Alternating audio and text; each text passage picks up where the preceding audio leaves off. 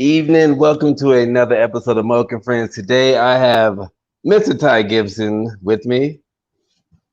Hey, That's hey. probably, that's probably the second time I've done that intro smoothly because I never really do it good.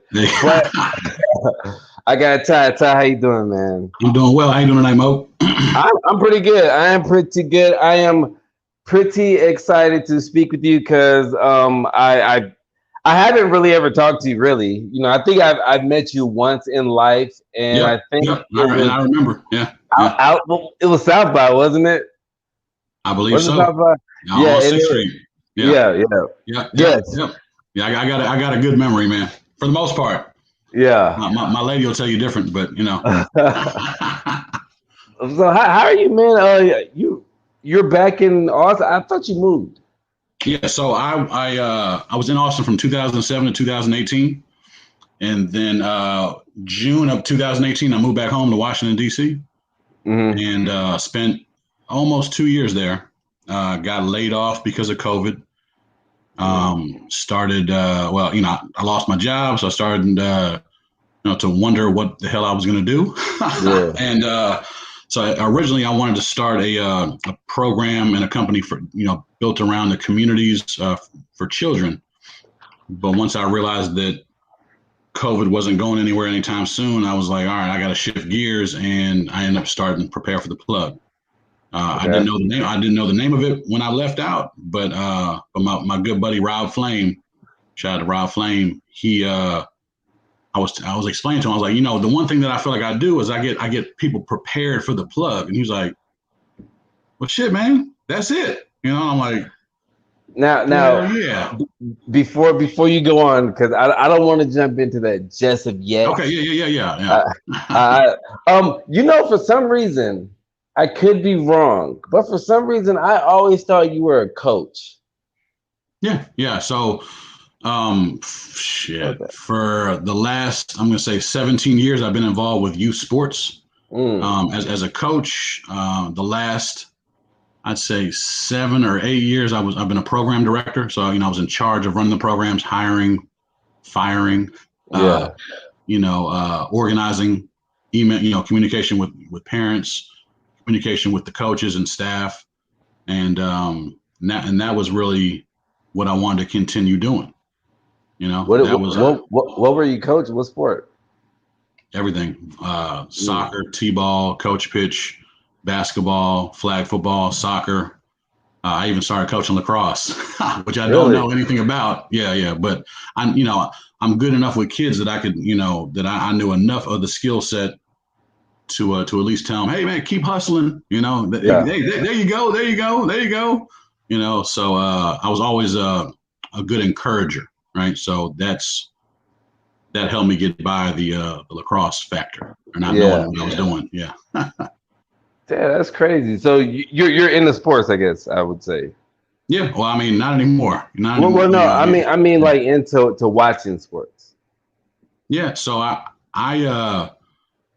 over the last, I would say, like, going on 10 years, I haven't really been able to watch sports because of my jobs. I would work on the weekends. I'm a fan of the Washington football team, who's been stinking up the joint for a long time. And so it's like, you know what? I'm going to just kind of focus on my job. I would make money on the weekends instead of watching the games. And so it wasn't until I moved in, I moved back down to Austin, where I was able to finally like kick back a little bit, Yeah. and at least watch Sports Center to catch up on everything. So you're getting Uh, there watching the playoffs? oh yeah. I'm glued to the couch every once in a while watching. There've been some good series too. Who you got winning? I can't Or who really. do you want to see in the finals? You know what? I'd like to see the Nets and the Suns. Yeah. I, I So I would like to see the Nets and Clippers. okay, that's not bad Yeah. either. But Kevin Durant grew up in the county next door to me in Maryland. Oh, So okay.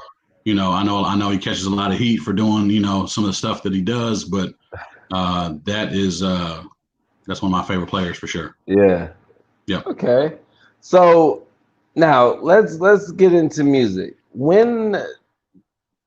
What exactly are you involved in musically? Now, let's not go to the for the plug yet, but Okay. like, when did you get into? Because I guess we have to get into the prepare for the plug. Because what I'm going to say is what exactly it is that you do. Yeah, yeah, no, that's a fair question. A lot of people don't exactly know what I do. So I'm going to give you kind of the background story on me, Moke, Go on. and for anyone else that's tuned in, right? I hit the streets for the first time August of 2009. Uh-huh. Um, the owner of Launchpad Studio, which is my best buddy, Ame, A Squared, right? He would send me down beats, and I finally decided to go out to an open mic, and there was 5 people there, including myself, right? But I just happened to meet a gentleman named Big Ron, who was the manager, a talent manager, and then Mm. two other artists. And so they kind of took me under their wing. Like right away, they were like, they saw something in me that I had yet to discover. Right? They were just like, man, Were you rapping? no, I just went out like strictly to network. Like I wanted to push A Squared's production. Right? So I had a CD of like 30 of his beats. Right? So Mm. that's all I was really interested in doing because I used to like we lived together for like a long time, A and I, right? Yeah. And so I was there when he first started, and when he started producing in 2001. And so I moved down here in '07, like I said, and it took me 2 years though to like really, get my wherewithal, and build up the confidence to hit the street, right? I've Yeah. always been out there by myself, and so I was like, all right, I'm ready. And I went to an open mic on West 5th, across the street from Lucky Lounge, and then it was next door to Hudson. I think it's called Hudson 301 or something like that, right there on the corner of 5th and maybe Colorado. And so, yeah, I met them, met Big Ron, and they invited me to the studio the very next day, to Eddie J Studio over there. Where is it? Off of is it Brown Lane? Up there off of like Cameron and Runberg area. Yeah. There's like a nice little co-op down there, like band co-op. And that's where his studio was. And next thing you knew, I was throwing a show at the old Aces Lounge the Sunday after Thanksgiving of 2009. So that's really where I kind of got my start. I was definitely still feeling my way around. When you say throwing a show, like what type of show? It was a hip hop show. Hip hop show. It was my first time promoting. Yeah. I got it on a horrible day. I don't care what anyone says. It was a Sunday after Yeah, Thanksgiving. Sunday's It was crazy. yeah. It was but But I mean, I would feel like after Thanksgiving, isn't that like still the holidays or some shit? Or is that after Christmas? yeah, but now you gotta understand that I was a new promoter, right? Yeah, So I didn't even really know how to get the word out except for bothering people on Facebook, And I had just started on Facebook, so I would just be hitting, I'd hit up random people in their inbox like, hey, I'm throwing a show Sunday night, come on out, and they're like, all right, man, a few people came though. A few people that I had hit up came out that night. We probably had about 40 people total. And I don't know if you remember the old Aces Lounge, but it was a pretty good sized spot with some classic shows that they used to throw there. At the end of the night, I made $15. Damn, so, what? Yeah. It was like the and then Big Ron at the time was like a partner of mine. And he was like, well, shit, Ty, that just shows that we can make some money. I said, well, you damn right. Yeah, that's so true. I'm glad he had that kind of outlook because I was definitely like, oh man, $15, and then of course we split it 3 ways between, we split $15 3 ways. I took 5, Big Ron took 5, and I don't remember who the other 5 went to, but yeah. Oh, you really split it? Yeah. I mean, we went in, half and, like I said, I don't know who the third person was. That their name escapes me as of right now, but that was a long time ago now. Was that profit? Yeah.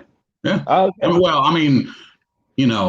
Like we paid for the flyers, right? I didn't understand how to market. I didn't understand how to market at that point, like hitting the target audiences and all that kind of stuff. So yeah, we probably paid $50 for some flyers. So it ended up not being profit, but I counted it as profit for sure. Yeah, of course. Yeah, I mean, the doorman handed me 3 5s. I'm like, here we go, And then, I started managing. Big Ron stepped down from managing, and I took on his artist, right?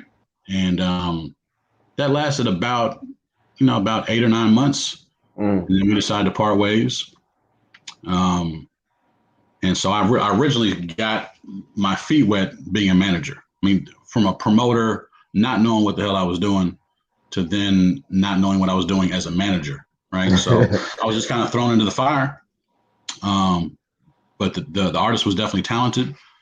He had been doing it for quite some time, and just felt like I was, the right guy to help him, pursue or to give a better push in the music business. And so that happened. And so I kind of continued on down the line. Then I used to manage I helped out a guy named JLD, Justin. Shout out to JLD. I helped him out for about a year or so, through a couple shows at the Scoot Inn over there on East 4th Street, which was a success in my eyes, right? We had 2 different stages going that night. We had barbecue catered. I had me and A had the Launchpad t-shirts on. The promotional guys and gals had on the Launchpad t-shirts. So I was like, we like took like another step into, figuring out what we were doing, right? So that was big. That was actually the night after, I believe, SB, the 6th Street Bully, passed. R.I.P. to him. And it was it was definitely a solemn event, but it was still, some good energy there. And we took it. We started outside, I think, for 4. Wow, hold on. I had JLD, Cam Holmes performed that night. It was a double CD release. Yeah, it was a double CD release party for JLD and Cam Holmes. You talking about Timothy? Yeah. Timothy the Great. Okay. Yeah. Yeah. So it was JLD, Cam Holmes, Miranda Gill. I'm not sure if you remember Miranda, but she had a nice little buzz for quite some time. And then Fireboy Flame Gang. Is that Clove? No, not Clove, but JR the AR. Okay, I don't know who that is. They're all part of Die Slow. JR the AR, and then King Case performed as well. I'm not sure how much they pick up the microphone nowadays, but I still see him every once in a while, spitting some bars at the local spots. But and then we took it inside. I had Suave Up ENT from Colleen, the Elgene Onyx from Onyx, the Queen of Colleen, who's now on the management team with Erica Banks. Right, so definitely, and I've kept those connections throughout the years. Yeah. And then I believe Certified and Dominican J rocked the mic as well. And actually the host had to leave. I still don't know why he left, but anyway, I took over as the host as well on the indoor stage at the Scoot Inn. So that was fun. And then I also had a group from Bryan College Station. I can't believe I don't remember their names right now. It was like Franchise. They were called The Click. The Click. Yeah. Yeah. And they were starting to develop,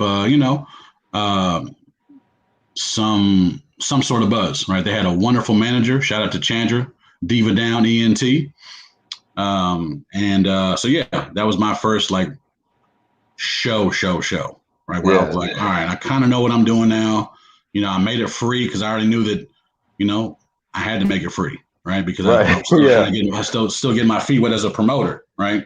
And so I kept doing that. And then 2012, I started working with G Jet. Okay. Yeah. Yeah. He was recording over Launchpad. He got signed, didn't he? Yeah. To Baby Grand Records.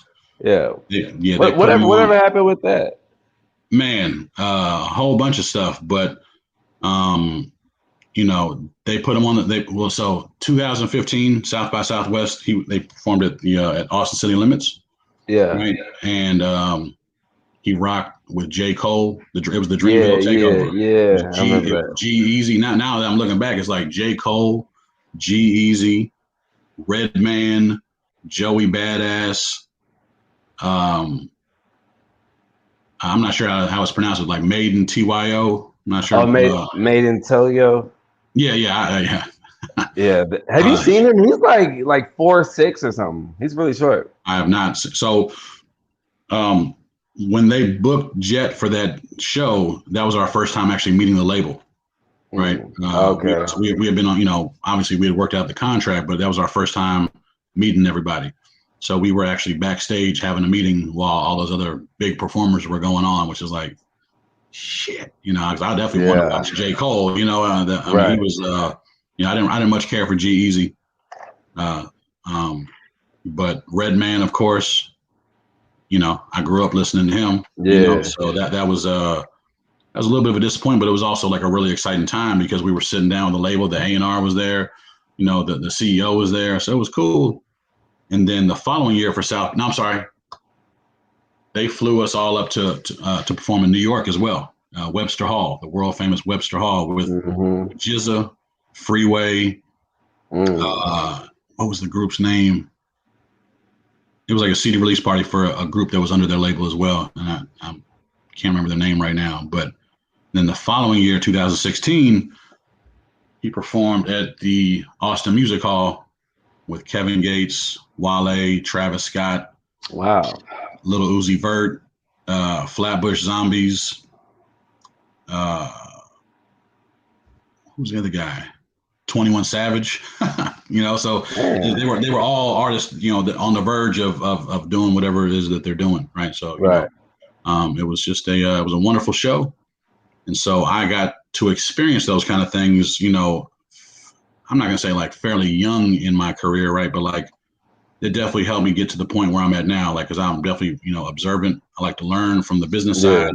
I could always empathize with the artist, right? So I could, I do some public speaking every once in a while. So I was able to like put myself in their shoes, and help guide them, right? Yeah. So, um, and then yeah, Jet. After we got off tour, we went on the Smokers Club tour, 2016. Shout out to Mm. DJ JB. Go DJ JB was phenomenal. Um, yeah, he held it down the whole time during the tour. So we went from Vancouver to Seattle to Portland to LA to Santa Ana to San Diego to Phoenix to Salt Lake City. Where do we go next? Albuquerque, then Dallas. Unfortunately, there was no show in Austin. That's weird. Yeah, yeah, Why? yeah, yeah. I don't know. There just wasn't a stop there because originally when they first sent us the flyer, there was like 42 cities, Yeah. and Austin was a city at that point. But for some reason, I guess they were worried about ticket sales or because Cameron was headlining, right? So Oh yeah, yeah. I grew up listening to Cameron full time, but he didn't have that star power anymore, you know. Mm-hmm. So we actually, like the guys like G Herbo, he was a big name, and he actually got the was a double XL freshman of the year that Yeah, summer. yeah. So he started picking up some steam. So that was cool. That was my favorite experience, as a professional for sure. Yeah. Um, Denver, Columbus, Ohio, Cleveland, Ohio. Shows were canceled in Detroit, Chicago because of I guess G Herbo had some gang ties, so they were like, we're not gonna do Uh, that. Yeah. So we actually drove through St. Louis. We are supposed to have a show there. Same thing. They were like, nah. And I'm not sure if that was the reason or if it was low ticket sales. yeah. But either way, I got to see everything. And then, A Squared and I are from the DC area. So the very last show, we pulled into a hotel in DC, or right on the border of DC in Maryland. And that was like a proud moment for both of us. Like, damn, man, we're doing some stuff. We're Yeah. staying in a hotel in our hometown on the Right. road. So that was like a really cool experience. And then, the label and Jet really didn't see eye to eye anymore. And so, he stopped making music and he started a slight comeback where he was like really coming on hard. He got you know, there was like they came out with that list, the top 20 artists of In Austin. Austin, yeah. Yeah. You know how they like to make those lists, but that was the original list, right? As far as I know. And you know, so we had a show at Spinners, you know, to help celebrate the list, right? Yeah. He had some, you know, really cool interviews, you know, with 94.5 The Beat with DJ Precise. Shout out to DJ Precise out there in Waco. So we were starting to move again, and it started to feel really good again, you know. And then it just stopped. Yeah. Right. Fast forward a little bit to 2018. Myself, A Squared, and our good buddy Jamar Brooks started a company called 10 or 10,000.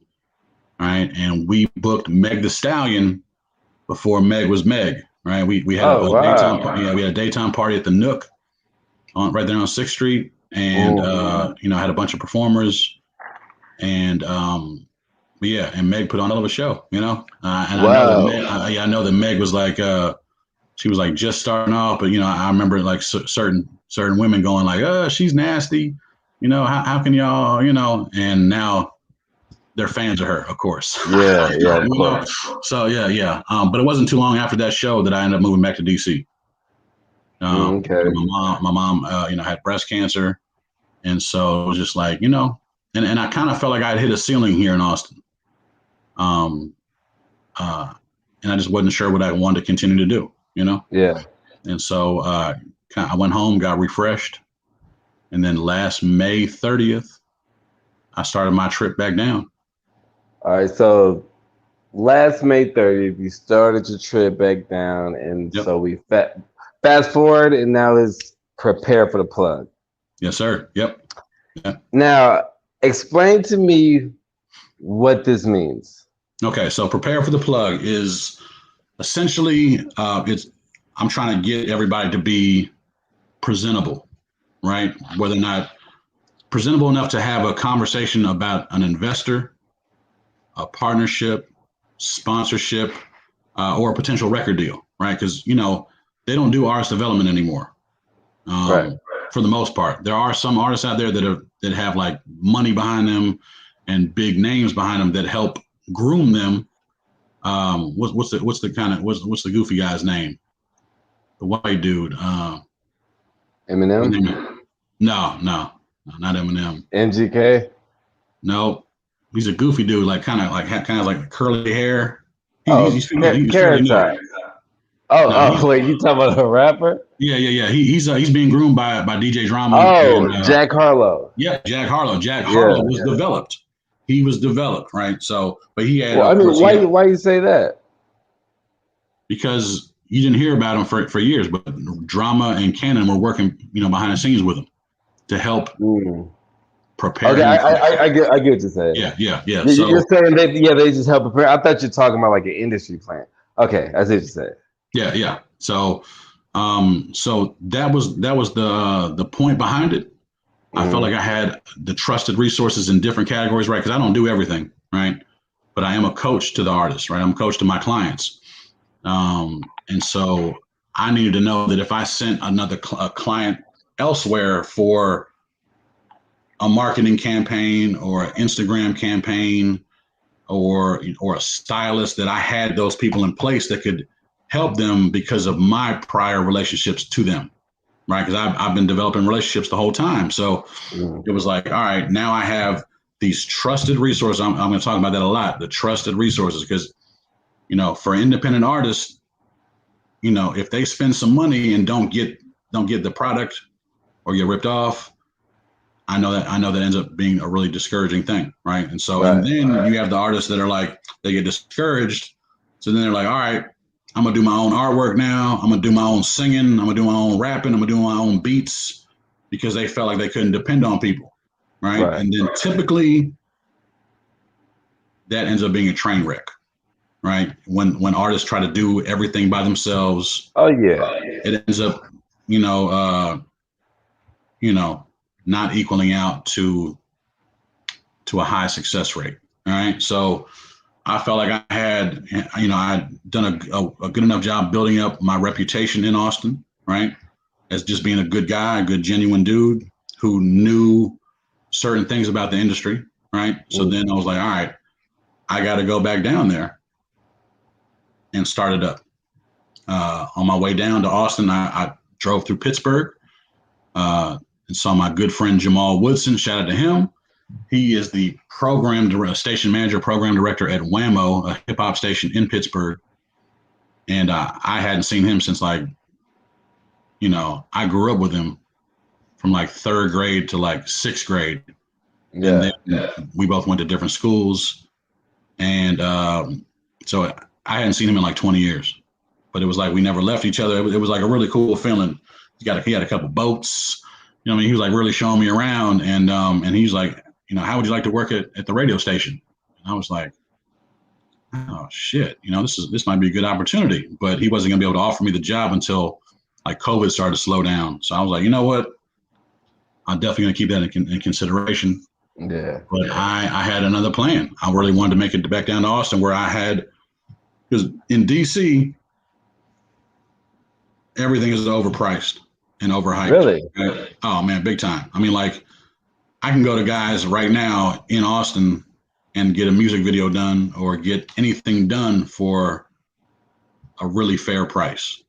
DC, I was like, I started to kind of move around a little bit back home, but everything was like, yeah, throw me $2,000, man, I'll make a video. It's like, man, like it was just, it wasn't in my ballpark. So yeah, I knew that I had to get back down there. When I first moved back, I got down here like June 3rd, and I ended up staying with a friend of mine, Angela. Shout out to her and her nephew. They took me in. I wanted to come down earlier, but my father, who has multiple sclerosis, was like, Ty, this is just not a good idea with me being sick and and COVID going on. So I was like, all right. So that was disappointing, but I definitely understood where he was coming from. And then I stayed with my friend for a week. And then from there, I ended up getting an Airbnb. Right. And I think the first month I had 11 clients. And, and you're still down there? I mean, in DC or Pittsburgh? No. I made it to Austin. I had made it to Austin by then. Yeah. Wow. So I got to Austin on June 3rd. So how are you getting your clients? So word of mouth, of course, right? And then, I've always struggled to market myself, right? So I had a good advisor, Marissa Hayes. Shout out to Marissa. She manages 91. I'm not sure if you're familiar with him. Eric Engelhardt, 91. But we started to develop a nice, cool relationship, and she was like, Ty, I was explaining to her that I have a hard time marketing myself because I feel like in order to market yourself, you kind of have to show off every once in a while, Right. And like, not necessarily brag, but like you have to talk about what you've accomplished. And so I was never really, cause I'm like I'm a laid back dude, right? So I just never wanted to present myself as such. But she's like, Ty, start going live and talk about what you do know. I said, I can do that, So I went live for the first time about a month ago now. And immediately I had 3 new inquiries about my services, right? Because I guess they like what I heard or what they heard. Yeah. So that's going on. Certain artists will send me people, like, hey, Ty, this guy's interested in this, you should, take a look at him. Now let me cut you off real quick. Yeah. So Prepare for the Plug is the name. So is this strictly something that is music, or is it for entertainment as a whole? Yeah. I like to think, well, actually, I'm sorry. I know that I can develop talent, right? So it's an artist / talent development company, right? So if you came to me with, with a podcast, like, hey man, this is, I need some help with this. I can help with that, right? Or even a few models have hit me up, or aspiring models. Hey Ty, I don't know what to do. Can you help me out? It's like, yeah, I can. Okay. And so far it's just been about the music, but it can branch out. Absolutely. Okay, so say I am I guess we'll go with the hypothetical of what we know. So say I'm a musician. I'm a rapper. Yeah. And I just saw you on live, and you said everything that what you could offer. It got my attention, so I hit you up, and I'm a dope rapper, but I suck at the social media aspects and Yeah. interacting with people. So I come to you and I say, hey, I need help with XYZ. I guess XYZ would be, the social media and interacting with Right. people. Right. What do I have to do on my end? Meaning, what would have to pay anything, or would I have to do certain things? Yeah. Yeah. Payment is definitely required. Right. Okay. And so I send out two different questionnaires ahead of Hmm. time to kind of get like just kind of like some inside information. I'm not nothing too inside, but like, do you have a DBA or LLC? Do you have a logo for your brand? Do you have merchandise? How have you been distributing your music so far? Hmm. What's been your experience in marketing yourself?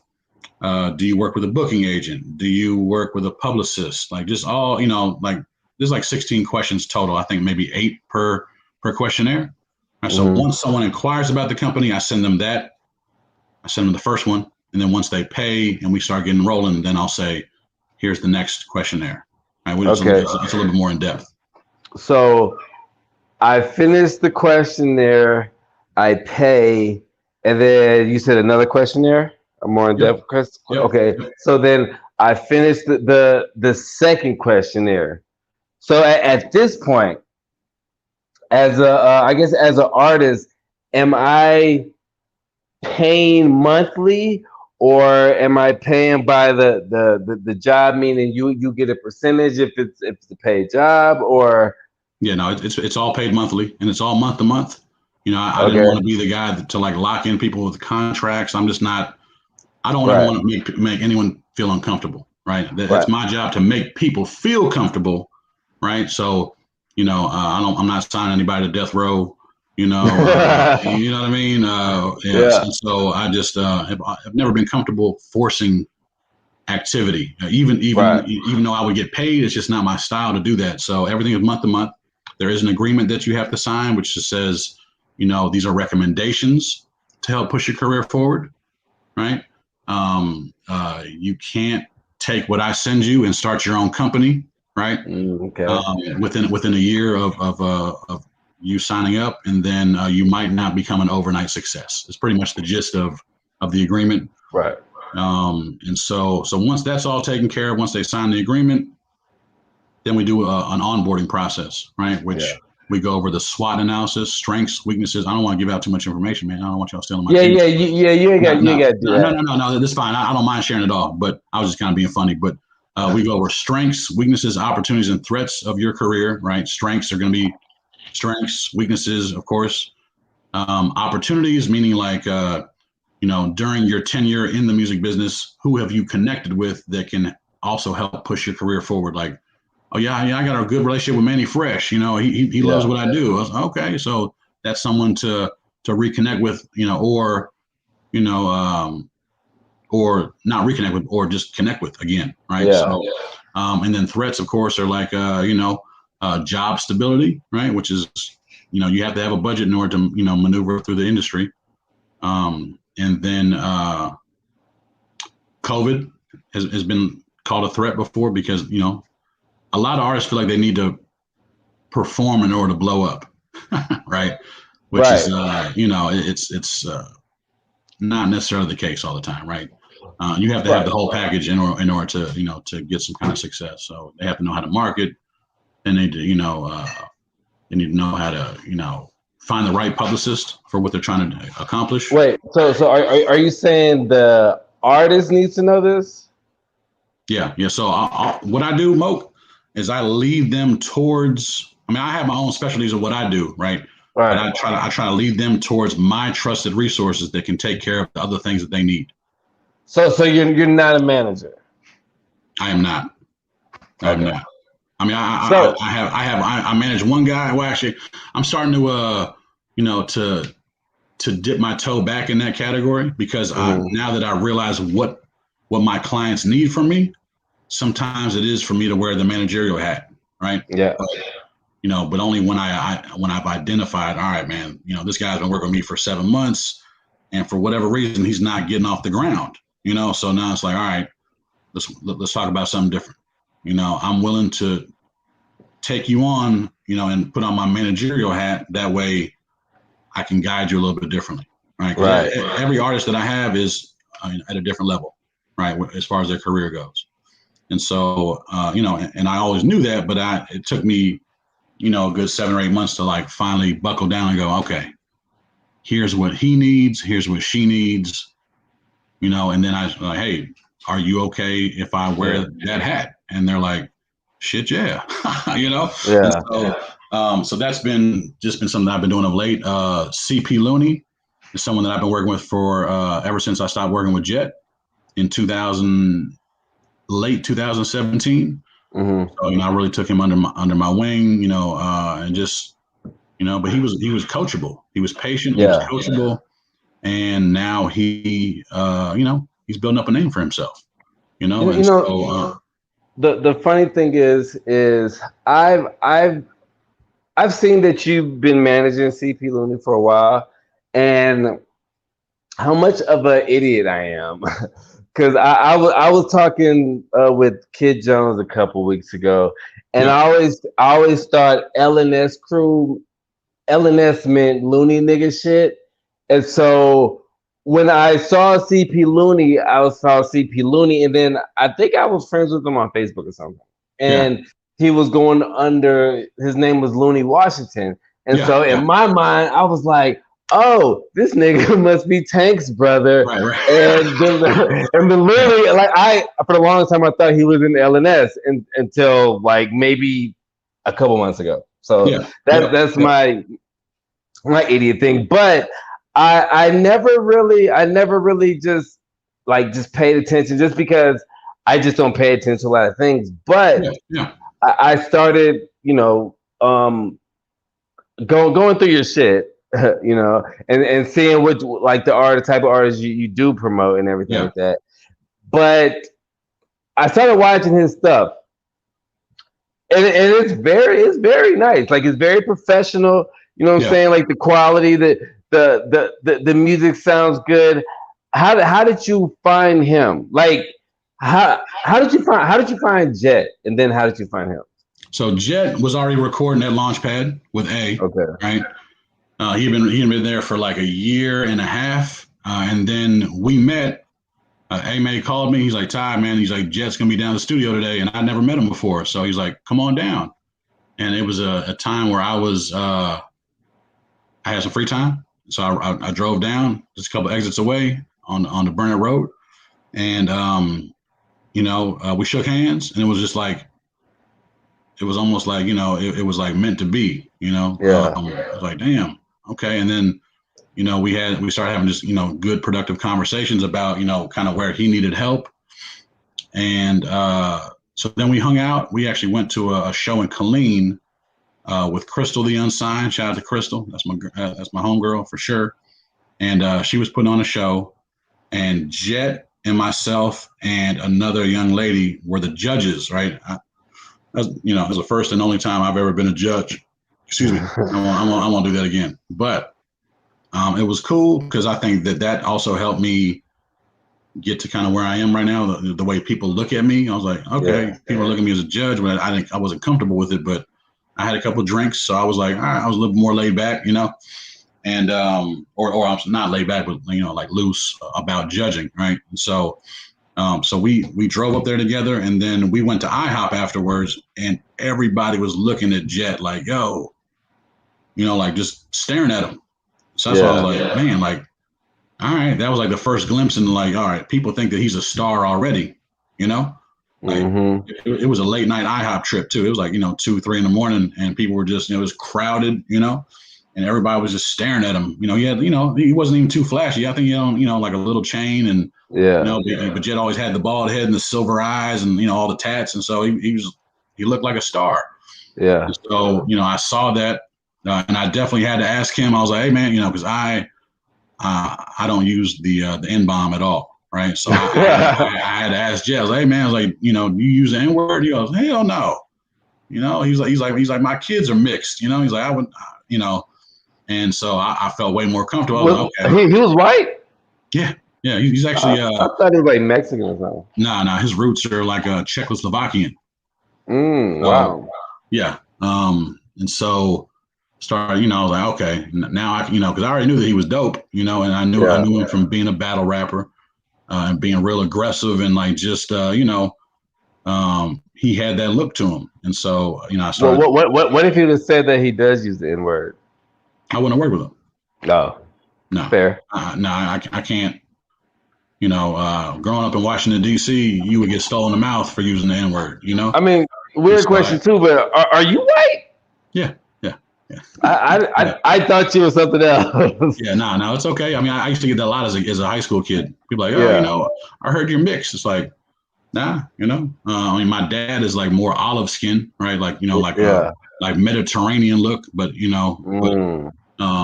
but no, I'm a white guy. You know, I don't like to be. I just like to be Ty Gibson, the human being, though. You know, Right. Yeah. you know what I mean. And so, and I think that you know, I think that people see me that way, though. You know, they'll be, oh, Ty, you know, you're the coolest white dude. It's like, yeah, man, come on, you know, I'm just a cool dude, you know?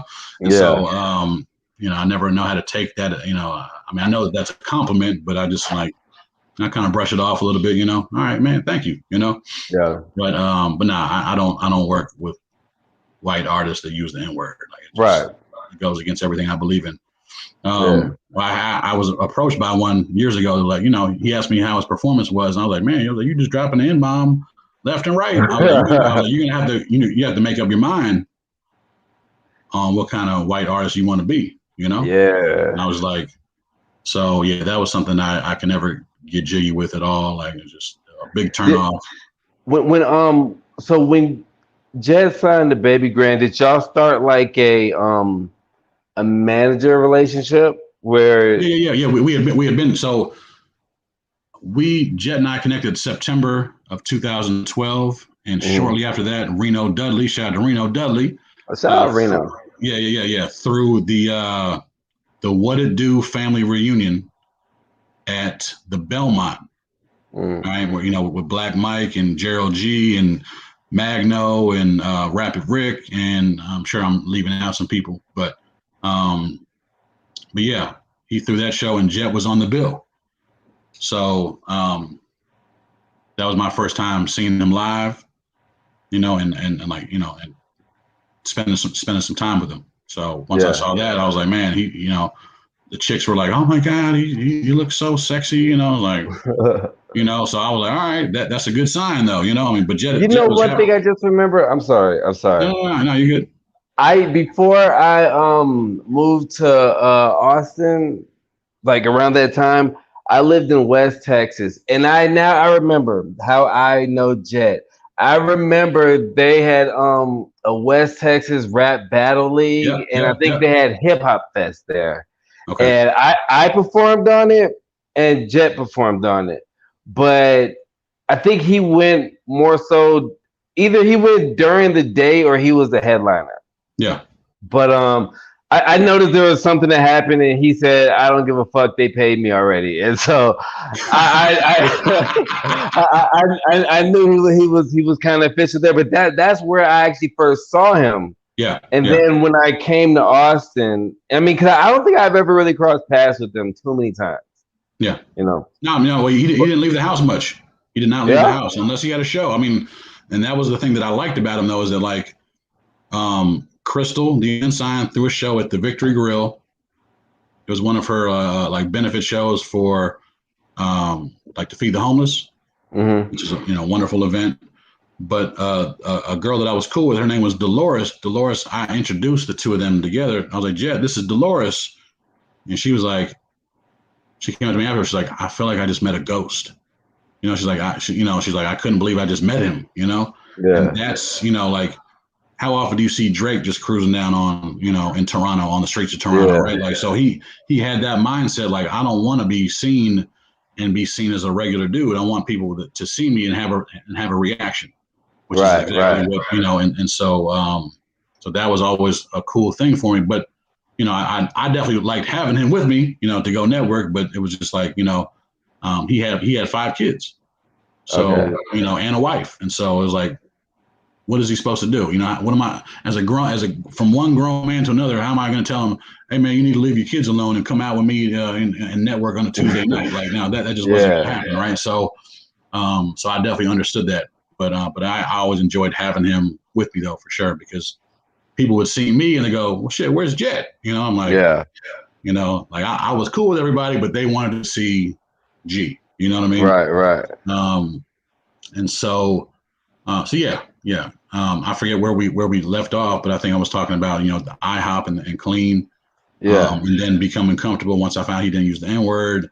And then, yeah, that was 2012, and then he signed his deal in late September of 2014.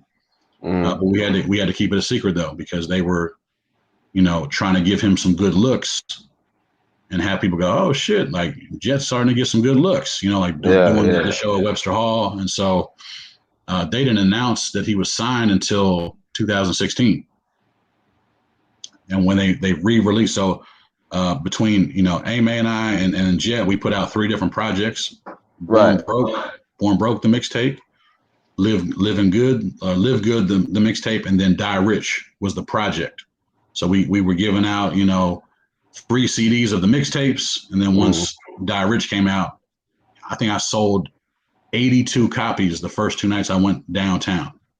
Oh I wow. was like, which was and a lot of the support was from other rappers. They're like, yo, hell yeah. And I was like, that was kind of strange because I didn't know rappers to be, Yeah, yeah. supporters as Not well. all So rappers that are was haters. right. But I mean, I was surprised. It was a good, and No, then yeah. people were taking pictures of the project, like, hey man, and tagging us, and it was like, we got something going, and then they re-released Die Rich May of 2016, right before the Smokers Club tour. Mm. So he had been on South by 2015, South by 2016, and then they put him on Smokers Club tour at the end of May 2016. So we So had to keep it secret. was it a pretty good deal? Like was it a fair deal? So I'm gonna say this: it was definitely a good deal. I mean, besides all the stuff that that we ended up learning through experience, right? You know, um, we realized that they were putting money into him, and that for a guy with no sales track record, right? Like, because we weren't like heavy on iTunes. We Right. were in the streets with it, right? So you know, uh, and I remember Ame sent Baby Grand an email, and then they wrote back to him like right away. And he's like, "Man, Ty," he's like, I think I may have gotten G a deal." We're like, "Oh shit," a deal. So that was pretty exciting. We sent them the Richard Pryor video. I'm not sure if you ever come across that, but Richard Pryor by G Jet. We sent them that video. And we sent that video to a lot of different labels, Yeah. and we had a couple people biting, but then Baby Grand was like, "Hey, we want to sign this guy." So for not having any kind of a sales record, they offered him some good bread. Yeah. Yeah, Nice. yeah, Nice. yep, So now let me fast forward. I was thinking, and I'm only asking questions I think that I guess artists would want to know. You yeah, know what I yeah, yeah, mean? yeah. Of course, of course. So now we two questions. I'm gonna ask them together. You can answer however you want. But the first question: if an artist signs up to you or signs with you, or Yeah, yeah. I don't know the lingo. Okay, so Under they under sign with agreement. you Yeah, under agreement. Yeah. and they're paying monthly. Are they guaranteed like some type of progress each month they pay? Now hold on. Yeah, yeah. Second question. I come to you. I have bread, whatever, but I'm whack. Do you still fuck with me? So those are both good questions. Thank you for asking those. So as far as progress being made month to month, that's all going to depend on what you know. So artists will come to me with their own goals sometimes, right? And like, hey, I want to put this out no matter what. Even, yeah, Ty, I'm listening to you. I'm hearing what you're saying, but I still have this as a personal goal to put out this project or to put out this Right. song. And I might say, hey, look, this song sounds old, right? Or, I'm not sure this is the one, but I do help out with content creation for a rollout plan. Like that's what one of my strengths is, right? Is building up anticipation of what's to come, right? You got Right. people that will drop a project in the middle of the night with no promo. It's like, what kind of results do you expect to get? Mhm. But I had to start looking at that differently because I would be like, what the hell are you doing? But now it's like, I can help you. You know what I mean? Like now, instead of like looking at it from like, damn, why is this fool doing that? Now I'm like looking at people like that do that. Like, look, man, let's have a conversation. Let's hop on a call. So I like to talk to people. Like, I don't like doing that texting and messaging over Instagram. This is not really a comfortable thing for me. I like to talk, right? So Yeah. I like to explain myself and I like to explain how I can help people, right? So, um, so yeah, it all depends, and then also depends on their budget. I charge a certain amount a month, and I got some people that have no problem paying it, right? Because they understand what value I can help bring to them, right? But then when I first started, I think last June, I didn't really have. I knew that I could help, but um, I now have a way different outlook now. I have a system in place now, right? Where Mhm. we do this, we do that, we do that, we do that, and then you might need to renew for another month, right? But Right. it all depends on what their goals are, and also, I talk to certain people that just don't have realistic expectations. You know, Do um, you let them know that? absolutely. That's my Mhm. job. Because I feel like they come to me or they agree to talk to me because they have heard about me or they know that they can trust me, and I'm like, I had one guy say he didn't want to use the internet. You want to put out a project but not use the internet, and I just like, it's not possible. You know, it's just not possible. So, Yeah. but even he has reevaluated now, and now he's like starting to do things. Whether or not I'm sure they're still uncomfortable to him, right? But he's starting to produce more content. He's like, Ty, I'm listening to you, man. You told me to get more content, and now that's what I'm doing, right? So that like Yeah. made me proud. I'm like, all right, well now, and this is another grown man, right? I mean, I don't, other grown men do not have to listen to me, right? Because there's Right. always ego involved. There's always, well, I've always been doing it this way or that way, and so I was really happy to see that he was starting to take what I was saying to him into consideration and started to act Yeah. on it, right? Um, and so, you have to have, once again, you have to have a budget for me, and also you have to have a budget to do it. Things that I recommend to you. You know, Right.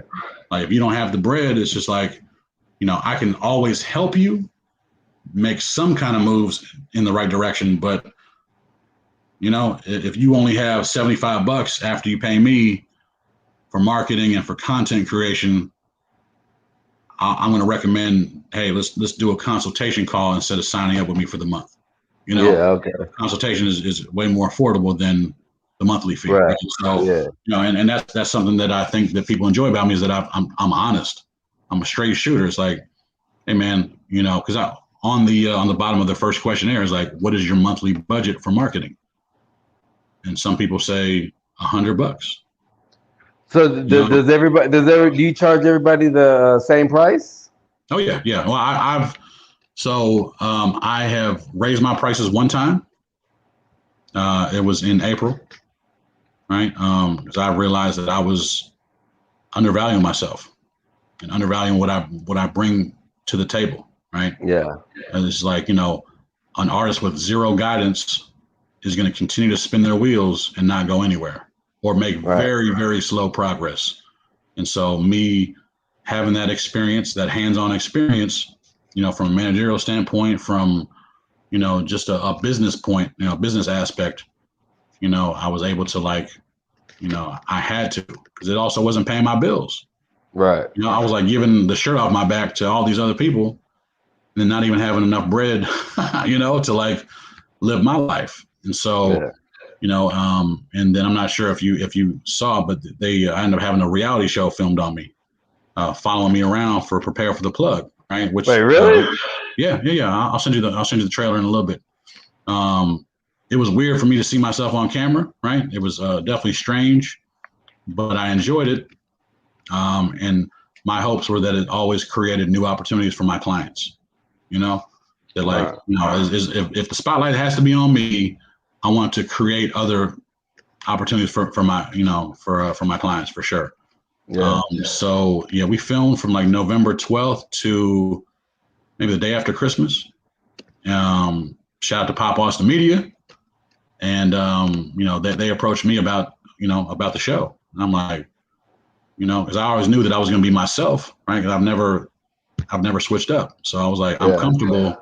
I definitely wasn't comfortable all the time on camera. That was a little weird for me, but I knew that I was going to be myself when the camera was on me. So I was like, all right, and I agreed to it.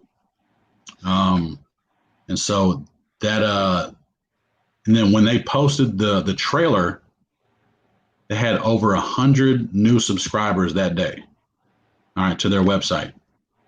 And then, I probably had like 300 reactions on that post, and like well over 100 comments. And I'm like, man, like, why am I not seeing myself this way? You know what I mean? Like, I had Yeah. to like do some deep thinking. I'm like, people like think a lot. I'm not gonna say the world about me, right? But they have high, expectations and high praise for what I do, and just for the Yeah. human being that I am. So I was like, I got to raise these prices, man. I got to be fair to myself, And so that's eliminated some people, some people that were with me, Mm-hmm. but I've also, allowed them to be grandfathered in, at What that if? at that Oh, low rate. really? Yeah. I mean, Oh, unless they go 2 months without my services, then it's like, all right, oh. I gotta lay Yeah. the new rate on you, So what if there's somebody that's they're signed up with you, they're doing the monthly thing, Yeah. it's going well, and then they blow up. Dude, is it like, all right, that's it? No, so Or that's the one good thing, Moke, about me wearing a managerial hat, right? Is that a lot of the people that I work with, a lot of my clients don't have any representation.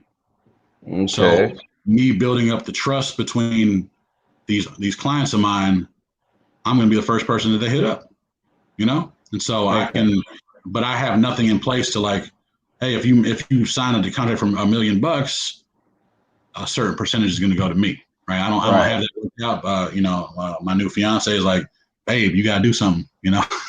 Yeah, man. But I talked to to my lawyer, and she's like, that's going to be another agreement, and I'm like, ooh, so I need to invest. But yeah, that's something I've definitely been thinking about, because I do want to help create stars, and Yeah. people that are living out their goals and their dreams for sure. I mean, that's not only is that going to help me with my brand, but it also is, I'll be cheering them on. Like I legitimately care about everyone that I've ever worked with, client or not, right? But now that I'm running a business, my clients are my priority, Yeah. strictly. Like, hey, Ty, I want to send you some music. It's like, I'll listen to it, but like, I need you to understand that, like, you know, I might not get back to you because you're not a client of mine, or it might take me a little while because I'm busy. You know what I mean? I'm busy Yeah. listening to my clients' music and trying to decide what single to roll out, right? So, but I think that overall that my clients trust me. Some guys I don't have as good of a relationship with because of the distance between us. Right? I was living in Austin, but had clients in Houston. Yeah. Now I live in Houston, but I have, most of my clients are in Austin. But Hmm. guys that I've, but I just, signed up another guy from Abilene just last night. And I had a record label owner from Charlotte, from Durham, North Carolina, hit me up. Hey, Ty, I hear you doing some cool stuff. It's like, I think so, man. Thank you. Yeah. Um, so that's, I'm starting to expand my brand. I got a client out of Charlotte, North Carolina. I had a client from New York City or from Long Island as well. So, other people are starting to hear about what I do, through word of mouth or through, through the internet, going live once again. Yeah. That got me some new inquiries for sure. And so, but yeah, now as far as being whack, that is something that I kind of feel like that's not my job to tell them that, because my job is to help get them better. Right? If their production is weak, or if their rhymes are weak, or their cadence is just not strong, right? I give them recommendations. Like, one of my guys currently was recording in his engineer's bedroom, right? Your basic home studio. And I told them, I said, look, man, I said, the best recommendation I can give to you is to book a studio session at Launchpad and to watch A do his work and then compare the finished product of Launchpad to what y'all were previously doing. Yeah. And he called me right away and said, Ty, I had no idea my music could sound that good. So I sent the artist and the engineer to Launchpad so the engineer could, pick Ame's brain, right? And because because A is not a greedy dude. He also wants to help, so this guy is asking a whole bunch of questions and learning as he goes, so that hopefully they can go back to this, to the home studio and implement what they've learned, So, but we know plenty of you and I both know plenty of dope producers in Austin, right? That are part of my network or elsewhere, and especially if their production is weak and like, hey, then when it comes to like maybe not having like the sharpest bars, what my recommendation always is like, hey, I feel like you should get into the studio with some different creatives, some people who are not who you're not looking at as competition, because a lot of artists look at other artists as competition. Little do they know they can pave their own lane. Every single one of them can pave their own lane, right? And not ever have to worry about, people like to use the word haters, and I hate the word haters. I asked the question a couple weeks ago, and it was a little facetious, right? I was like, can artists with no movement have haters? Yeah. And but I was just asking the question because normally for artists to have some haters, you have to be moving. Yeah. Right? You have to have some kind of movement. And so I ended up deleting the post because, like, man, this is, people are starting to go, hey, Ty, that's not a, come on, coach, that's not a good thing. It's like, all right, man, I'm going to delete it, So I ended up taking it off. But it wasn't after, it wasn't before. I got a whole bunch of comments, though. Oh, yeah, there's haters of all sorts and haters are everywhere. It's like, Your microphone is like, there's like a lot of feedback coming right now. Oh, okay. Let me see. I'm going to turn the volume down again and see if that helps. Well, it's not even from me. It's like whenever you talk, it just sounds like a very AM radio robotic. Yeah, I don't even know what to do about that, Moke. Oh, I don't know. Like it's pretty loud. It's hard to understand. But we were at the end. But I do want to plug. No pun intended. But I want to plug. Yeah. I want to plug you in because I want to give the people and just artists and anybody else who's doing just anything entertainment wise to know how to hit you up. Yeah. Oh wait, there it is. It's fixed. We're good now. Okay. Good. Yeah. Good. Are we still done? I mean, what were you saying? What was the last thing you were saying? You're talking about the hater thing. Yeah. So like I said, that was a post that I realized that I shouldn't have made, but I was just trying to get a question because I had a guy that was like, calling me a hater. Yeah. And I was like, just trying to prove a point to him. How do you have haters if I mean, if you're stuck. So Yeah, uh, true. yeah. So anyway, it was I a, it think was a. people create their haters. Oh yeah. Absolutely. I mean, like I feel like I have no haters. Right. I don't like I said. I don't even like to use that word, right, at all. Like it's just not. To me, it sounds corny. Personally, Hmm. it just sounds corny. Like, hey, yeah, where are all my haters? It's like, why is like I just don't. I think it's corny. So, Yeah. yeah, and that's just my opinion. I could be wrong, right? Um, but yeah. So I would recommend artists who struggle to write to get in the studio with other creatives to help create a more full song for them, right? Maybe the ideas are lacking, right? Yeah. And that's normally my way of saying, hey, you need help on the creative side, right? Mm. So, and if they continue, to make, if they continue to make like poor decisions, right? Then it's like we shouldn't be working together anymore. Like I can't help you. You know what I mean? If you're not Yeah. willing to, if you're paying me to get my opinion on things and to give you recommendations, professional recommendations, right? So if you don't Yeah. take heed to any of that, I enjoy helping people. All right, I'm almost like a social worker slash coach. You know what I mean? Like that's people have called me that before. So Yeah. so that's kind of where that relationship would stop. You know, um, I always want to have more clients, but if people are not listening to anything that we talk about, then it's like, hey, Yeah. you should stop paying me because I don't feel like I can help you. Um, I'm sorry, and you said you wanted to find out the scoop on prepare for the plug. As far as like where you can reach me. Yeah. Yeah.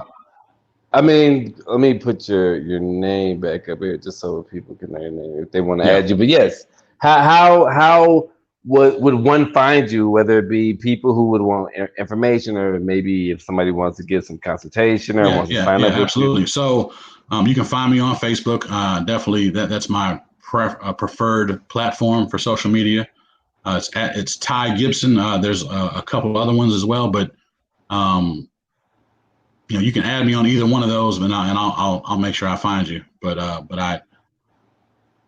it wasn't until July of 2019 I started a brand new Facebook page. I was like starting Mm, to see like way too much negativity on my feed. I'm like, who the hell are these people? yeah, Why did I even add these people? Like, I had no idea. And so I had no rhyme or reason. And so I ended up not deleting it, but I left it alone. I was at like yeah, 4,700 friends, and it was like, who are these people? So I started brand new in July of 2019, and only started adding people that were pertinent to what I was trying to accomplish, right? yeah, And a lot of rappers or artists still try to add me. It's like, I don't want to add, there's like no point in me adding them because it's like I know what you're about. You're yeah, about negativity, which I am completely against, right? And yeah, that was pretty much the reason for why I started all over again. And so since then, it's been a much more enjoyable ride on social media. yeah, Where I get to see people posting some good stuff. And I'm always cheering on my clients as well on the platforms. But if you want to mm, reach me, I'm at Ty J Gibson on Instagram. All right. Or prepare number 4 the plug on Instagram as well. That's the page for the company, and you guys can go through that. Scroll through there to see the quality of the artwork or of the music. I stand on that, right? yeah. And also, you reach me by phone, 512-693-9281. That's 512-693-9281. And also at my email address, which is ty.prepare number 4 the plug at gmail.com. And the website is coming soon, and as well as my merchandise. Nice. Website will be preparefortheplug.com. I decided not to put it out right away because I knew that I was going to be making changes to the company as time went by. Yeah. And, and I also need to have a rollout of my own for my website and for my merchandise. Right. So I realized that I have to do things in a certain way myself. Otherwise, I'm not providing the example for my clients. So, That's and true. I knew that, and so I just been holding off on it. If you ever need a website done, AMA, A Squared, their Launchpad does wonderful websites. He's affordable as well, so holler at him for that. But yeah, that's my social media. That's my phone number, my business line for sure. Yeah. 512-693-9281, and at Ty J Gibson on Instagram. But yeah, Moke, I really appreciate you having me on, man. Yes. I remember, I've seen you active, and I believe you reached out to me about having Ariana Vincent on the podcast one year. Jackie or Ariana? No, Ariana. Yeah. Oh yeah, that's her cousin. Yeah. What happened to her? No, I mean, she's a family woman now. She's married Oh now yeah. to a wonderful guy, and she has 2 beautiful babies now. Yes, and I so forgot you managed her. yeah. So I was working with her for a little while, and she had a lot of talent in the world, a whole bunch I of thought talent. she was gonna blow. Oh, listen, man, I think a lot of people did. I mean, Yeah. we were starting to plant a whole bunch of seeds. Yeah. And that was starting to go well, and then Life happens. Yeah, exactly. Yeah. I remember So she got pregnant, and I yeah, just never seen from her again. yep. That's the Cool. yeah. That like I said, life happens, man, and life happens. Yeah. Life will happen quick, Yeah. real quick. But Well, man, this is great, man. Let's keep in touch, man. Let's keep in touch. Absolutely, Moke. And once again, I appreciate you, man, and thank y'all and anyone who's tuned in. Thank y'all for hearing what I had to say, along with Moke. Moke, appreciate the questions as well. You definitely did some good digging. Yes, sir. Yes, sir. And I really enjoyed myself, man. So thank you again. Thank you, man. Have a good night. All right, Moke, take care now. You too. See you. Oh man, shout out Ty for being on the show. It was great. Make sure y'all go check him out, man. Prepare for the plug. I was actually doing some snooping around his page, and there's some pretty good artists. I looked up CP Looney. He's dope. Shout out everybody. Shout out my beautiful niece. She graduated high school today. She's graduating today. Shout out her. Shout out everybody who watched. As always, have a great night. I'm about to eat. I don't know. It was like it's nice in here today, but the leather seats against my, and it's not even, I want to say my thighs, but just it's just hot. My boxers feel hot right now. But man, I had a great show. See y'all Thursday. I got Q.